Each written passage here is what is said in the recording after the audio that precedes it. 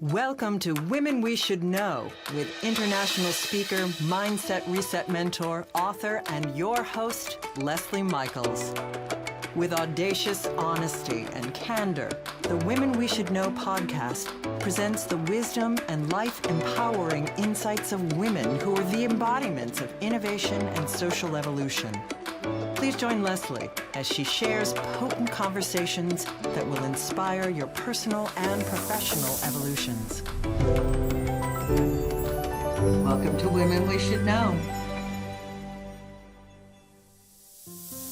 Welcome back to Women We Should Know.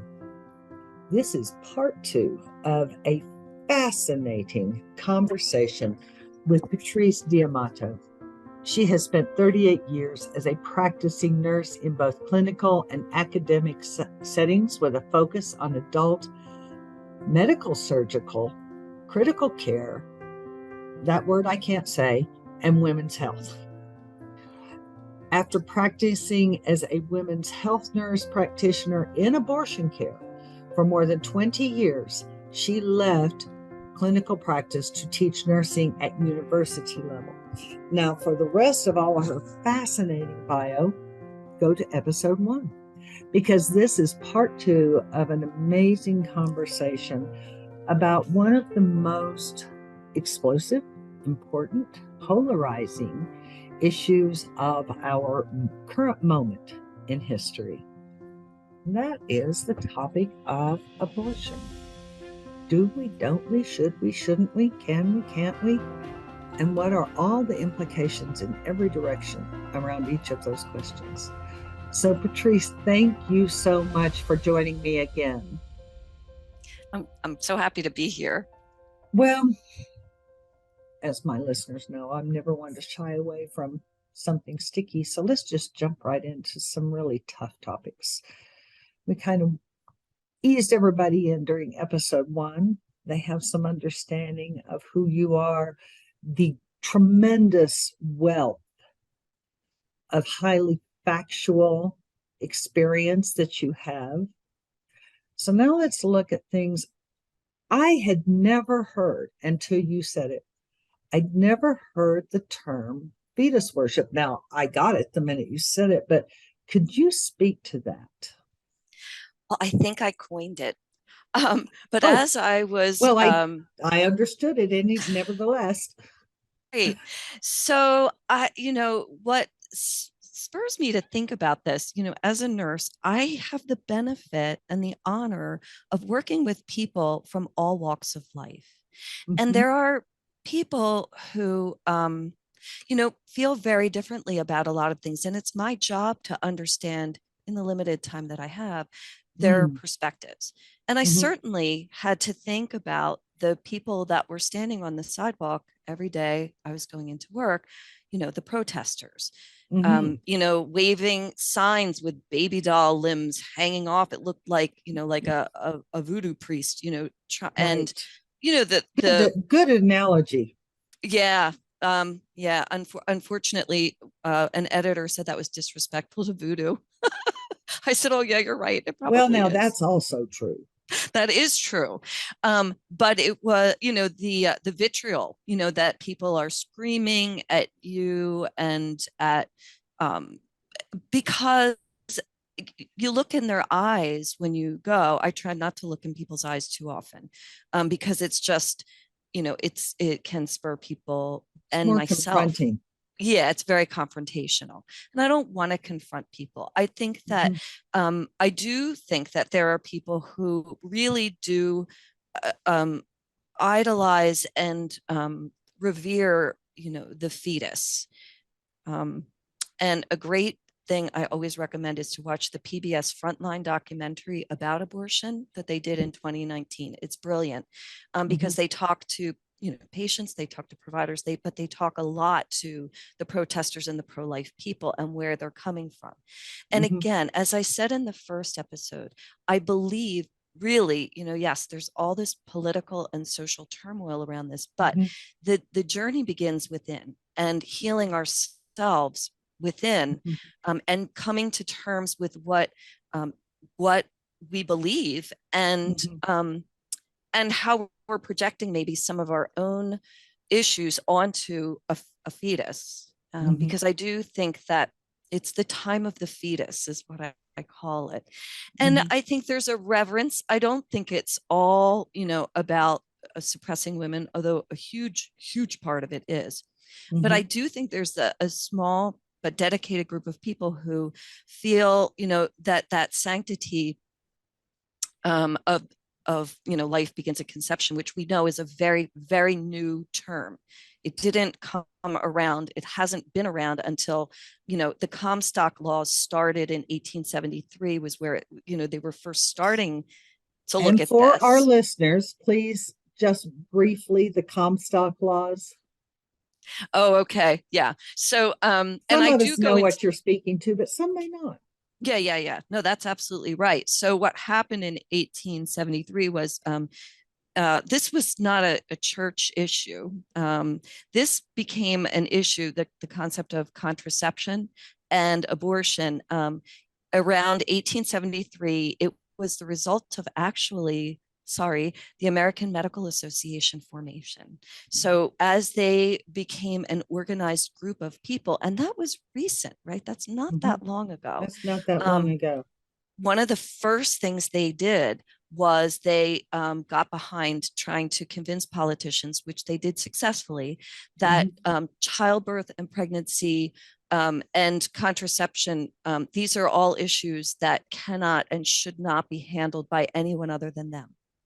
So this is where all of this started. So they started with the public perception. They worked on the church, the Catholic Church, and the Protestant churches, but mostly the Catholic Church, because as you said, Leslie, the Protestant churches didn't go along with this whole life begins at conception. They absolutely did not. And even recently, as recent as the 1970s, the Southern Baptist Convention, which is one of the largest religious affiliations and organizations in the country, were actually advocating for abortion. They were supporting politicians who supported abortion.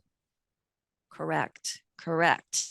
So when you look at the history, and it's not hard to find this information, it's just that people don't seem to want to talk about the history of this. So I felt compelled to do that. So, but what we've evolved into in today's world is this notion of the sanctity of life and preservation of that. And I do believe that a lot of it is a fear of annihilation of, people who are really scared. Like, what if they had aborted me and I didn't get my chance? And I, one day, one of the big impetus things for me in writing the book was being out in my garden and, weeding, and it's all healthy, great plants. They're all vibrant. How do I choose who stays and who goes, And I think for me, that the idea that I have to pick and choose who lives and who doesn't, with all things being equal, is a really unfortunate job. And it's the job that falls to women as well, within their own bodies. Who stays, who goes? How do I do this? And most people agonize. It's not a fun job to have to do. But I do believe that we're in a holy war. So we can't have holy wars anymore. We don't get to, ride in on our horses and save the victims. And so in this point in time, as we know, a lot of the insurrectionists went right from the insurrection right on to fighting for the unborn, the holy war of saving the babies. So I think that this is, kind of vestiges of what we have in our need to, crusade. It's like crusades. And so this is what we've really come to with people feeling on both sides. It's a crusade. It's a crusade for women's rights. It's a crusade for the unborn. And we're just stuck. It's a quagmire.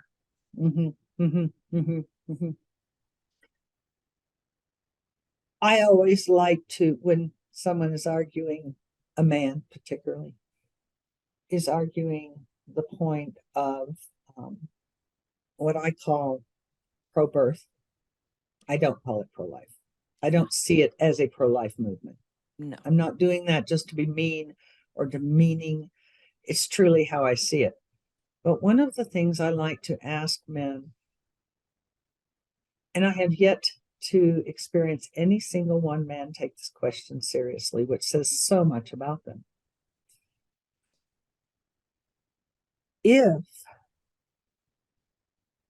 you are going to legislate about women's bodies, is it not equally fair to legislate reversible vasectomies? Because no woman has ever, in the history of ever, gotten pregnant by herself. And when we put it in that frame, of course, they balk and squawk and act like I'm just being a silly woman, which says so much about the trueness of their intent in terms of not even seeing us as viable adults to make decisions. And then there's also the aspect of the fact that we're in a holy war, but there's also the racial component. Exactly. It can't be, because we know that 75% of abortions are for women of low income or women of color. Mm-hmm. And so, yes, this isn't affecting these laws and restrictions are not affecting us and our daughters. They're No. not. We're fine. We can do, we can get to where we have to go. It's a little bit of an inconvenience, but we can certainly get to where we have to go. But if you're not of means, No. The day that things went down and, I was on call in Georgia and these patients are calling and they were like, what? They didn't even realize what was happening. And so this And the is, fact of the matter is, if Ted Cruz, one of his daughters, needs an abortion, he's not going to be without it. Absolutely. It's going to be safe. It's going to be clinical. It's going to be handled well. Or Joe Manchin's granddaughter, or Josh Hawley's daughter. Right. I don't even get me started on that. That's painful. That, yeah, on so many levels. But yes, this is a punishment of the poor. So this is also a war against the poor. So we have a war, the holy war. We have a war against the poor, a war against women. And what is the one group of people against whom there is no war? Men. White, cisgendered men. Yeah. Yeah. And there are some very marginalized, white cisgendered men who definitely don't get to take part in the patriarchy for a lot of reasons. And we do see that, yes. The group of kids that we know are known as incels now. I don't know if you're familiar with the whole incel culture and all. So they have been marginalized and excluded from this world order, and they're angry and they're out shooting people. So that's we right. have that. And then there are men, white cisgendered men who are, well, how horrible of them. They are woke. And so they're out there campaigning for all the same things we are. But it's important to me, I believe it is important to not just look at what is being fought about, but who is fighting for and against. Because that tells us as much about the issue as the issue itself. Now, not everyone agrees with me on that, but I will die on that hill. Yeah. Yeah. I definitely agree. And you bring up something that I really want people to understand, if nothing else from all of this, is, that notion. There's a group that I absolutely love called We Testify. They are Black women, strong Black women that are going around in a mobile van telling their stories in all over the country. But they bring up the question, and so did some nurses recently on a podcast, of the notion of, well, I believe in abortion, but And so Mm. this concept is really interesting to me. And it's been shared so many times. Well, I believe in abortion, but I don't think it should be used as contraception, for example. Mm. So this is totally a socioeconomic and cultural bias that I find unacceptable. And I Mhm. will say why. So the young nurses, were asking me, well, one, the one particularly asked me, and he's from Poland, I think. So, there's a lot of abortion issue there as well. But he said, what do you think? Do you have in real practice, do you have frequent flyers? And I loved that question because I said, this is not something that abortion providers want to talk about, but we do. Mhm. Mhm. Just like we have, so a frequent flyer is somebody who returns again and again and again for care. We Mhm. will refer to all kinds of patients with a variety of diagnoses about that, but it's the person that just keeps coming back with the same issue. You treated them, you gave them the information, you gave them the medicine, and there they are right back at the door. Mhm. And so he said, do you have that? And I say, absolutely, we do. And why is that? And how, so they're using abortion as contraception. And I said, listen to me. Why wouldn't you? You have been to the clinic. You have gotten 1 or 2 or 3 months worth of pills that cost $60 a pack. Mhm. You have, you run out of pills because you don't have them. You're, And you're you have pills, or you feed the kids and the family that you have. exactly right. You have to make choices with where your money Really hard goes, choices.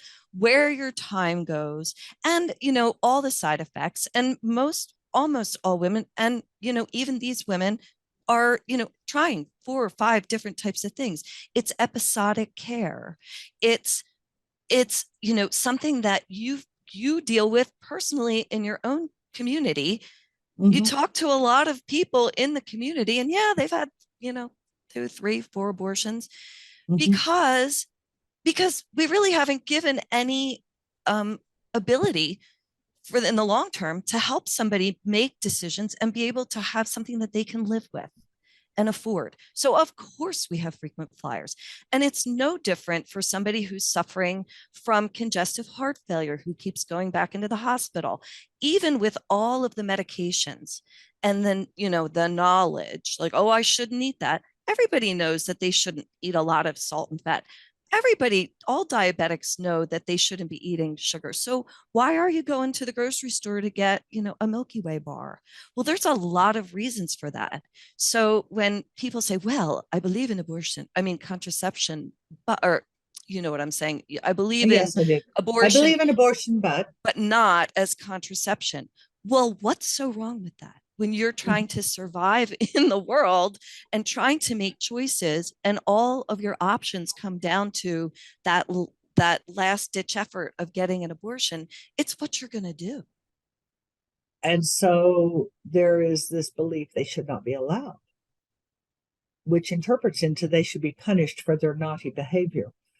Are you going to say the same to a member of the 83% of diabetics from low income situations who show up at the hospital repeatedly in crisis situations because they could not afford $1,000 a month for their medication? Let's look at it in a real context. What is the real issue here? Is the real issue that they're having regular abortions, or is it the real issue the fact that we have a broken medical system that is not serving people? Correct. Correct. No, but even with all things being equal, you equally have people who are of high income, have great insurance, and they still choose to make decisions for themselves that maybe healthcare professionals or society don't understand or are frustrated with, but we pay for it Yes, again and again. So, where's the yes, equity in that? exactly, exactly. So we have to look at more than just, do we or don't we have abortion? Should we or shouldn't we have abortion? We have to look at motivations. We have to look at what broken structures are requiring us to have this so that people can have basic health care. And I call it pro-birth because it can't be pro-life. If you are forcing a woman who has 5 children at home, is living on a welfare check, never has enough money to make groceries to the end of the month, and you're going to force her to have another child, there is absolutely nothing pro-life about that. It's not pro-life. No, it's not. It's not It's pro-life. Now, not at all. as to those who are fighting so hard against it, I know a lot of the insurrectionists went right from the insurrection to the pro-life movement. A lot of them went directly into the anti-Semitic movement. There are a whole lot of warring places that they went. What can you say about the terrorist activity in New Jersey? I don't know a lot about it other than I was definitely given the high alert Yes, from, exactly. yes, from abortion providers. Basically, they are a very interesting group, and the people, I don't think I admire anybody more for running abortion clinics. These people are just, they are constantly just trying to do a decent job for people. They're trying to run, a business that serves humanity, and all they get is grief. All they get. And they get FBI classified files about what is going on. And I think of it as being like Will Smith in Men in Black, where we have no idea what they are doing to keep us safe, to keep abortion clinics safe, providers safe. They're not always, but think about the odds. I mean, we do know there's some violence, but all things given, they have done such an amazing job of protecting women and abortions. I was talking to them one day and they said, all right, we have to go. They just cut our water lines to the clinic in the middle of a surgery day. I was like, are you kidding? And they said, no, they're out there cutting power lines, and they're because they, part of it is, I think some people are sincere and other people just love to, get in on the action, right? Like the insurrectionists. Well, it doesn't really matter to me whether they're sincere or not. Those tactics are domestic terrorism, and that's all there is to it. That's exactly right. And it is very organized, and it is very organized in places that are quite blue, places like, for example, New Jersey.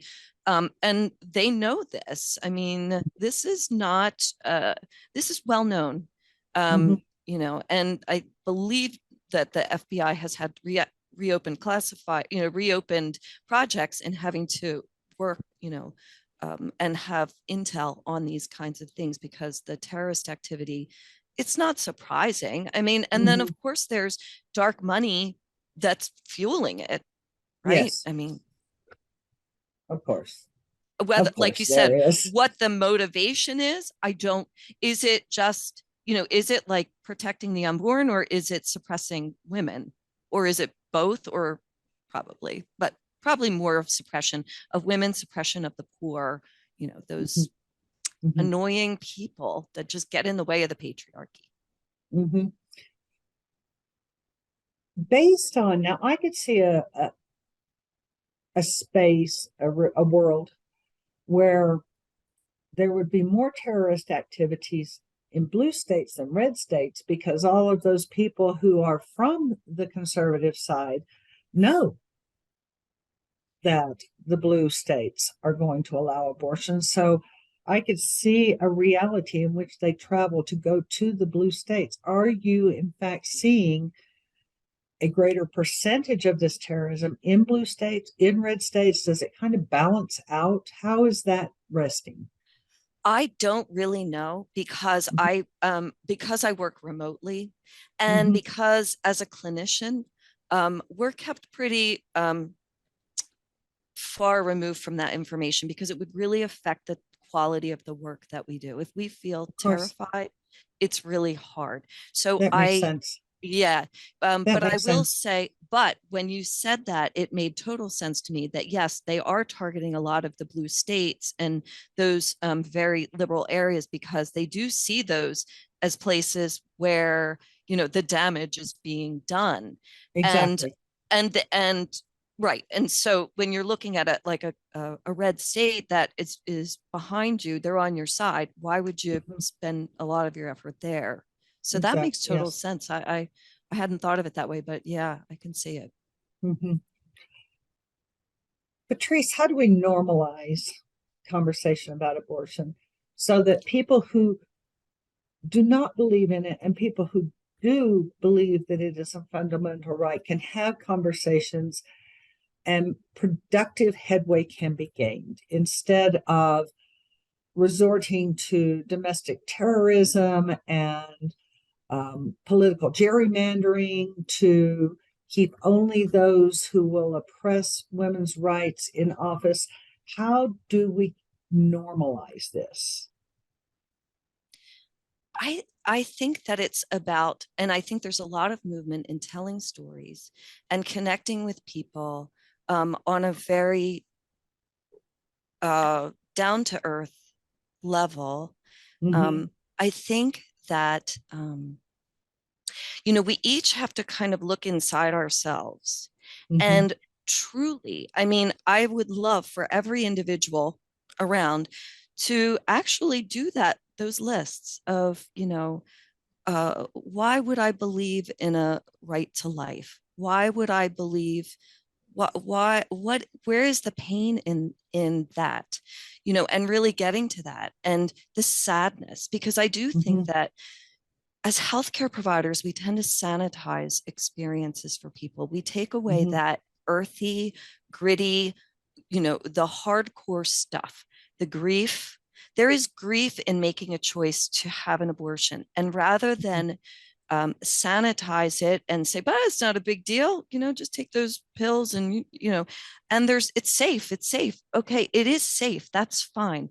But if we can't mourn the experiences and honor, the little lives that Mm-hmm. never were within Mm-hmm. ourselves, then we can't move forward. The opposite is true as well. If you are really staunchly pro-choice, um, I think really going deep inside yourself and seeing what it is that truly matters to you. Um, I think we have to honor both sides of ourselves, because in the end, we're all of it, right? We're Mm-hmm. pro-choice.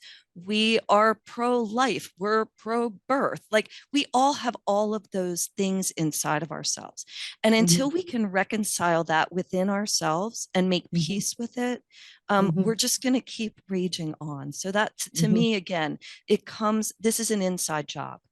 It's an Mm-hmm. inside job. And really being able to feel it within yourself, walk a mile in the shoes of the protester that pathetic old white man that's standing on the curb, walk in his shoes, and then take a walk in the shoes of that your friend who had 7 children and was now looking at her 8th pregnancy. It's Mm-hmm. not until we're able to do that, I don't think, until that's what needs to make us walk forward, and then be able to stand out at the PTA meeting or the soccer field and somebody says, hey, Patrice, hey, how are you? Oh, I heard you had an abortion, how you doing? Just like, oh, I heard your mom died. Right? Mm-hmm. Like, it Yeah. would be right. Yeah. Yeah. Women say to women all the time, I heard you had a hysterectomy. How are you? To normalize being able to say, I heard you had an abortion. How are you? Yeah, how are you feeling? Or even a It's miscarriage. yeah, or a miscarriage. Right? Like, oh, you had Miscarriage. your knee done. Oh, how was that knee surgery? Oh, you had a hip. How are you doing? Why? That would be a dream. And the other dream is that my book someday will be this interesting piece of history that young women will say, wow, that was crazy time, because it's not That like was that. yeah, that was Stone Age activity back then. Right. Absolutely. This has been a wonderful conversation. I thank you. Um, there are so many things that are up in the air right now that we need to focus on normalizing. And we can only do what we can do. We can only devote our energy to what we can devote our energy to. However, We can be informed about things that we're not putting as much energy into. I'm putting a lot of energy into this one, but there are many topics that are creating great turmoil in our country right now that I can't put my energy into those and still have enough energy for this topic. But that is not an excuse for me to not be informed. And so that's what I want to invite all of you out in listener land to do. Become informed. You don't, because you become informed does not mean you have to take one radical side or another. Actually, we need less people taking radical sides. It means that we have more people with enough information to have rational conversations. In closing, Patrice, what would you invite our listeners to do to understand? Well, listen to those stories. Envision yourself in them, not just the stories of the women that I talk about. I talk about men in my book as well, because the topic, abortion and the way it affects men is powerful. So I made sure that I had some really poignant stories that are all based in truth about the experience of a man in this situation. And again, it's about really walking a mile in someone's shoes and learn it from a nurse. We've been there. We're there. 4 million of us, we have something to say. We've been there. We're, birth, death, everything in between. So, take what you can and internalize it. And I think deep reflection within yourself. And don't stop with one nurse. If this one agrees, speak to this one. If this one doesn't agree, speak to this one. Don't hang your hat on someone else's belief system. Form your own. Thank you so much, Patrice. And I am confident that your insights have stimulated conversation, stimulated thought, stimulated discomfort.